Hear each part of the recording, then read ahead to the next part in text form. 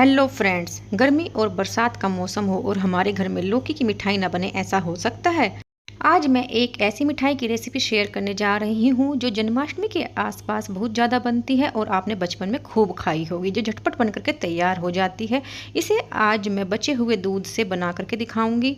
आइए वीडियो शुरू करते हैं। इसे बनाने के लिए आप देख सकते हैं मैंने एक लौकी ली है। वेट में ये 600 ग्राम से थोड़ी सी ऊपर ही है, 15-20 ग्राम। सबसे पहले हमें इसे पीलर की हेल्प से छील लेना है और अच्छे से छीलने के बाद हम इसे एक बार पानी से अच्छे से वॉश कर लेंगे। इसमें कोई दाग है या कहीं पर कुछ गला सड़ा है, आप उसे कट करके अलग कर लीजिएगा। उसके बाद हमें इसे मीडियम साइज का कद्दूकस कर लेना है। हमारे कद्दूकस में 3 तरह के साइज है, लेकिन मैंने इसे मीडियम कद्दूकस किया है क्योंकि मैं इसे बिना उबाले ही बनाने वाली हूँ।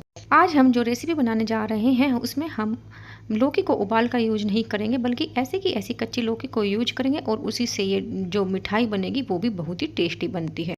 मैं जैसे जैसे कद्दूकस करती जा रही हूँ लौकी को, आप देख सकते हैं जैसे ही बीज का पार्ट आ रहा है उसमें से खूब मोटे मोटे बीज निकल करके आ रहे हैं। देखने में लौकी कच्चिया है लेकिन इसमें काफ़ी सारे बीज हैं। इन बीजों को हम हटा देंगे क्योंकि इनसे जो हम रेसिपी बनाएंगे उसका टेस्ट अच्छा नहीं आता है, इसलिए जितने भी ये मोटे मोटे सीड्स हैं इनको हम हटा देंगे। आप चाहें तो बीज का पार्ट भी हटा सकते हैं, लेकिन अगर हम बीज का हटा देंगे लौकी का तो फिर लौकी में कुछ भी नहीं बचने वाला है, इसलिए मैंने लौकी का बीज का पार्ट नहीं हटाया है। बस केवल कद्दूकस करते हुए मैंने इसके सीड्स हटा दिए हैं।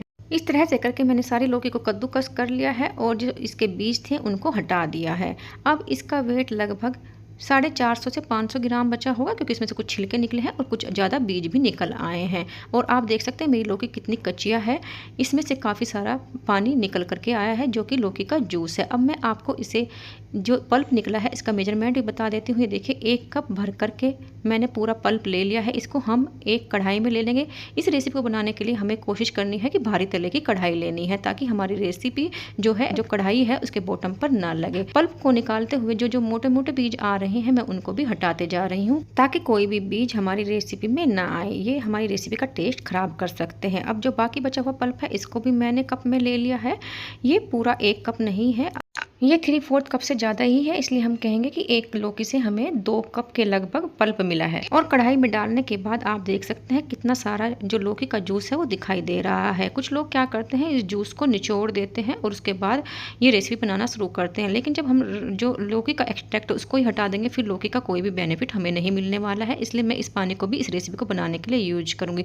और ये मेरे पास कुछ कल का दूध बच गया था, जिससे कि हम थोड़ा पानी डाल करके बॉयल करते हैं। इस पर जो मलाई है मैं इसको जो मेरा मलाई का बर्तन है उसमें निकाल लूँगी और बाकी का जो लेफ्ट ओवर दूध है उसे ही इसे बनाने के लिए यूज करूँगी।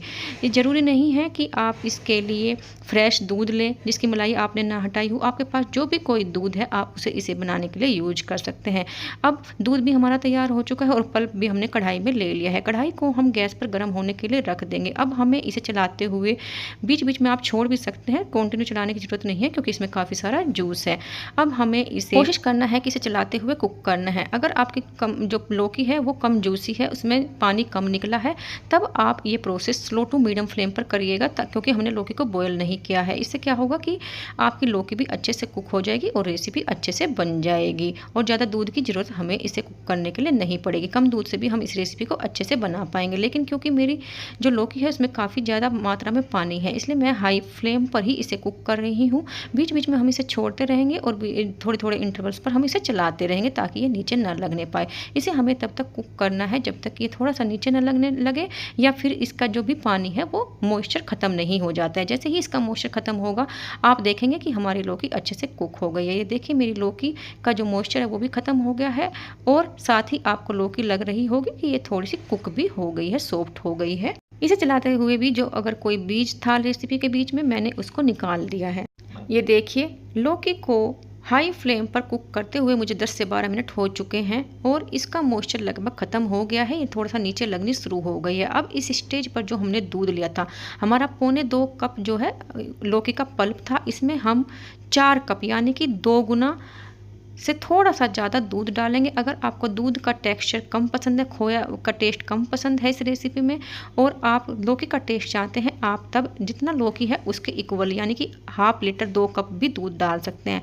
लेकिन मेरे यहाँ पर थोड़ा सा खोए का टेस्ट पसंद ज़्यादा करते हैं, इसलिए मैंने इसका डबल दूध डाला है। अब पहले हमने लौकी को उसके जूस के साथ कुक किया, जिससे कि लौकी सॉफ्ट भी हो गई और वो अच्छे से जैसे बॉयल करते हैं वैसा उसका टेक्सचर भी हो गया। अब हमें इसे दूध के साथ कुक करना है। जैसे ही दूध में बॉयल आएगा उसके बाद हमें इसे थोड़ी देर के लिए छोड़ देना है और थोड़े थोड़े इंटरवल्स पर इसे चलाते रहना है। साथ ही हमें जो कढ़ाई के चारों ओर दूध लग जाता है उसको भी खुरचते रहना है। ऐसा ना हो कि दूध साइड में लग जाए और बाद में वो जलने का काम करे और हमारी रेसिपी में जलने का टेस्ट दे। इसलिए कोशिश कीजिएगा कि आपको साइड से खुरचते हुए और बॉटम से खुरचते हुए ही दूध को चलाना है, ताकि दूध साइड्स में और बॉटम में ना लगने पाए।